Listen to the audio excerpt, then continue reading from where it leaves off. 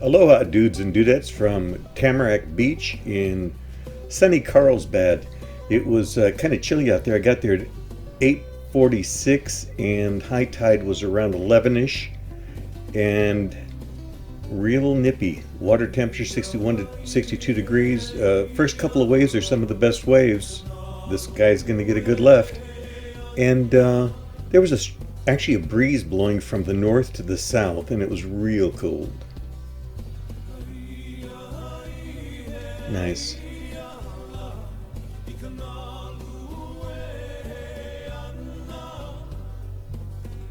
To the north of this break, there was some guys out there, so I pivoted around and went over there and checked it out. It's about a block away, and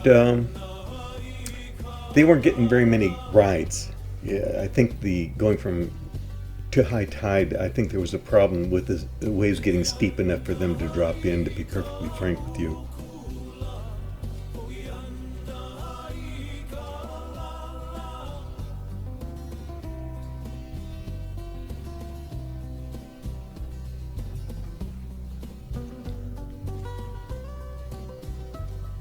Back at the normal break, this guy gets a left. He's gonna try and make it to the shoulder.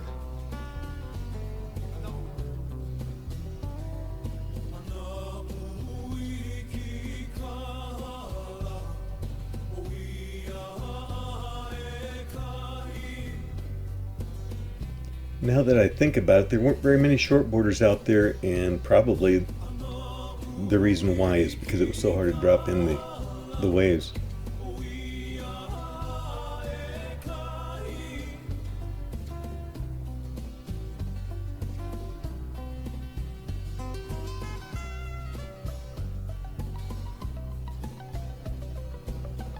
I went up to 400 feet between sets to pan the area because I heard as I was videoing, I heard a train coming.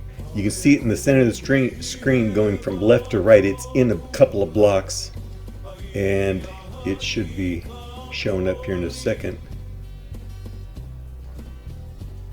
If you know where to look, of course. Still going.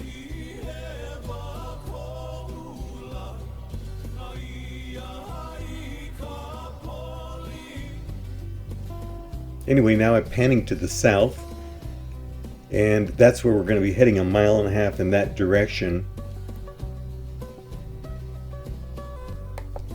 I thought I'd go up to 400 feet and check out the reef, and you know, the water was just so darn foggy, cloudy, whatever you want to call it, that I bailed out on that.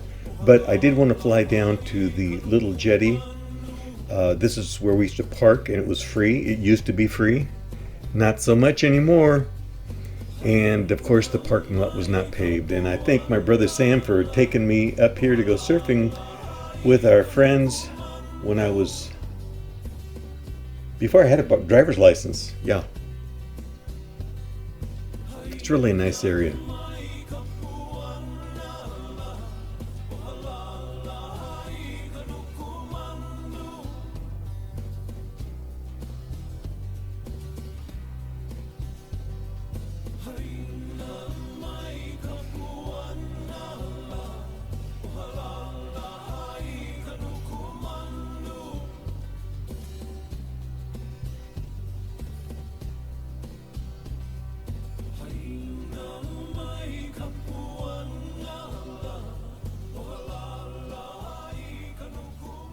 I thought that was a set coming. That's why I left the video running, but unfortunately the waves were not catchable.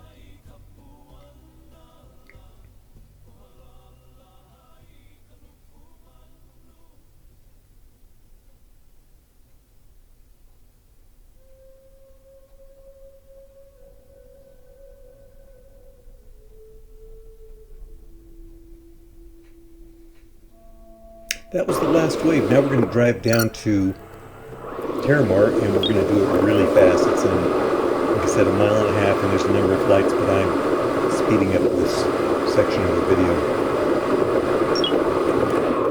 Except where there's a red light.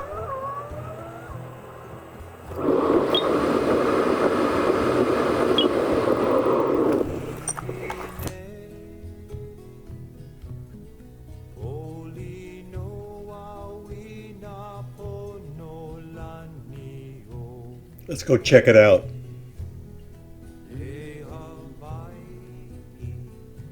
There's a couple of people in the water. As you can see them, I'm heading toward them, but they weren't getting any waves, so I headed further on to the point. Now, to be perfectly frank with you, this place breaks really good. My friend Ken surfs here regularly, and I know it's a good break. This wasn't the best form or size.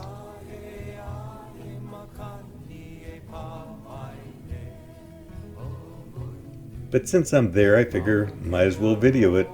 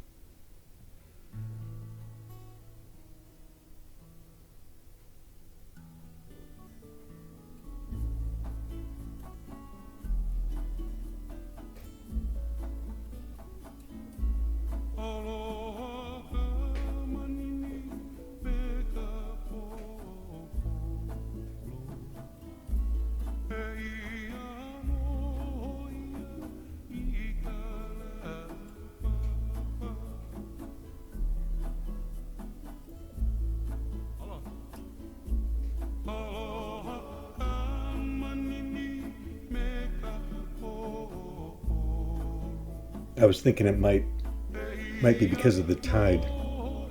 Wasn't as good as normal.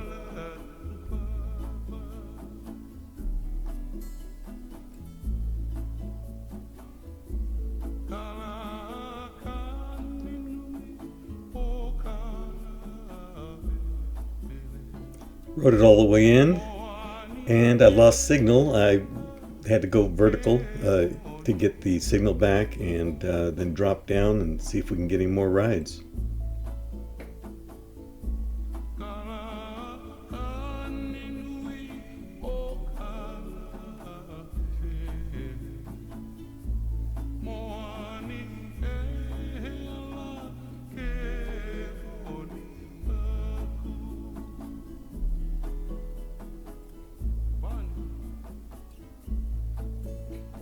A week from today, I'll be on the plane going to Hawaii, and I'm going to video, of course, every day if there are some waves. I've checked out Surfline, and they said when I get there on the 23rd, it's going to be like 4 feet, but within a couple of days, it'll be 9 feet, 10, and then up to 14 feet. So we'll see, and look forward to getting some Bombora waves. So I was on the way back, flying back, and I thought, you know what? I didn't do a little fly around as far as just showing you what the area. I know there's a number of people like Mike and others that like to see the area.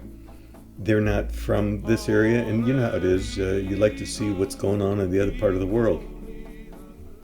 Looking south.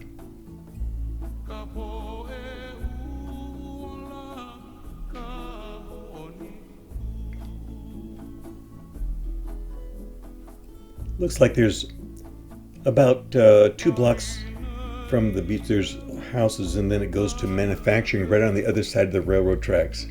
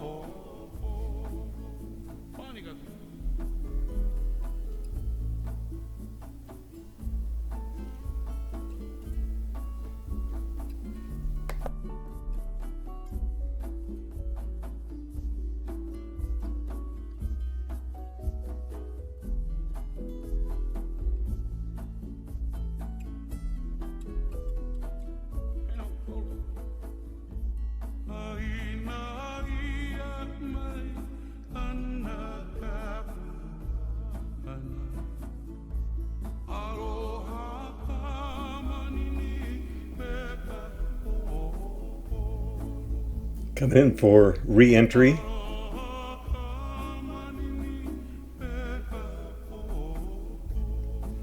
I jumped ahead on this because, like, slow-mo, I was up at 200 feet, hand catch it.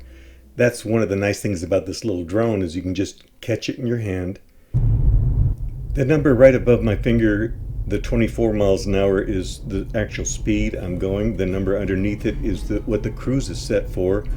There's a horizontal line between those two numbers, and as that line from dead center goes toward the right, it turns black as you accelerate, showing more power used. And from dead center going left on that same line, it turns green for regenerative braking. Now this is changing lanes by itself. I'm on the way north on 805. That previous very first section was on 52 west between I-15 and 805. There's 2.5 miles in stop and go every morning of the work week. So I'm just cruising along, and I want to show you. I want to change lanes. You see how it turns red? Now there's another car. It still won't let me change lanes because there's another car coming. There it is. Now I'm on navigate on autopilot, so pretty much it's doing everything. I'm just keeping an eye on it.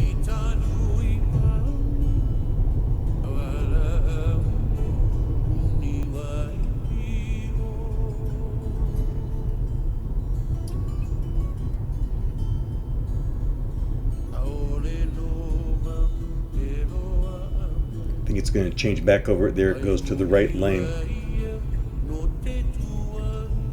Another car there in the blind spot. It's waiting till it's clear to transfer over. And there you go.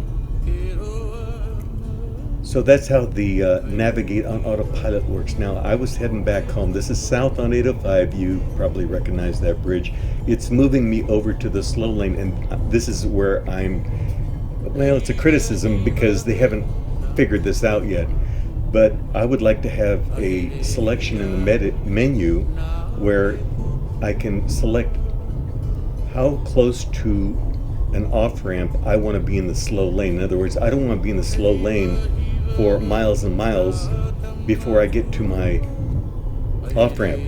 And this is exactly what happened right here. A car pulled in from this little delivery truck. Take a look at the speed. It put me into the slow lane, which is what I'll need to be in, but 2 miles in advance. Now, this is he's going to go west on 52 to La Jolla, and I'm going east to Santee on Highway 52. You'll see that truck up ahead of us. This is what I wanted to show you. Now, if you look at that truck on the little screen, on my screen in the car, you'll see it's a light gray color. But as I get closer, the car realizes that we need to merge. And so what's going to happen is that light color turns to a dark gray, which means that it will have the right of way and my car will stay behind as it merges into my lane.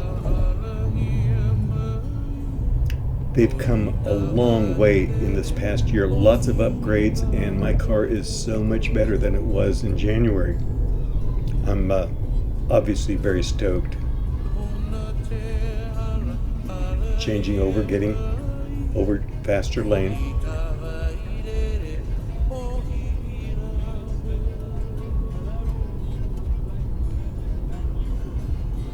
Something that I noticed on this software upgrade, this is 291940.2.1, I believe. Now I'm heading down 52 down on the other side into Santee. It's going to take me from the fast lane over to the slow lane and then exit from the freeway, and that'll be it. There it goes. One of the things is that now when you need to change lanes and you're on navigate on autopilot, the car will actually speed up instead of slow down and get behind someone that's going really slow. It will actually speed up and go around them and get into the proper lane. That's very cool.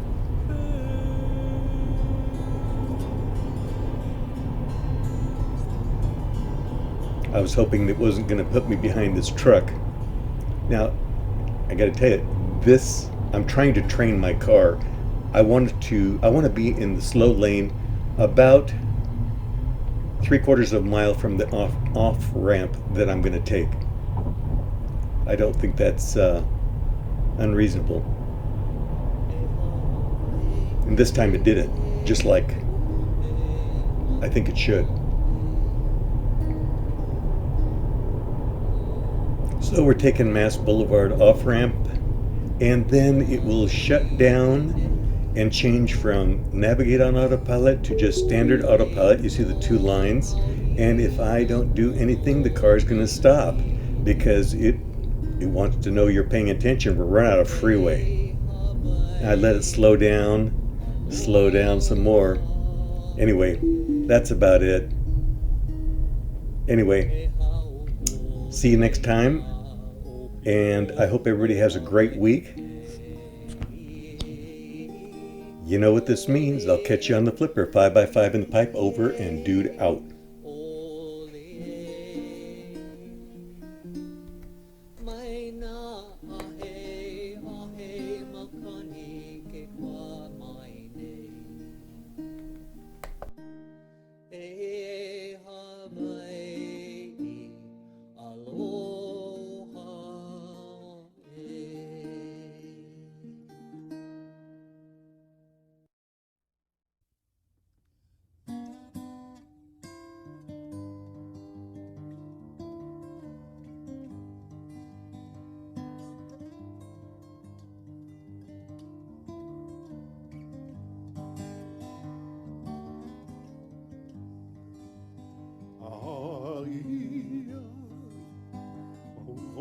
Coca-Cola